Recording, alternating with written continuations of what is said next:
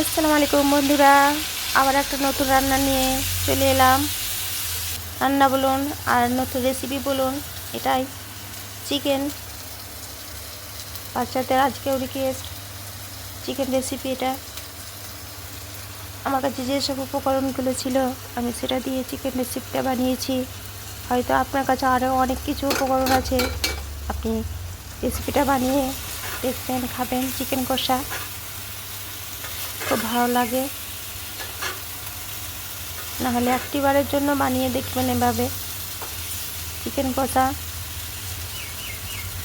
বিনা জল লাগবে না, বিনা জলে এটা সিদ্ধ হয়ে যাবে, আর কষতে কষতে এটা খুব সুন্দরভাবে তৈরি হয়ে যাবে।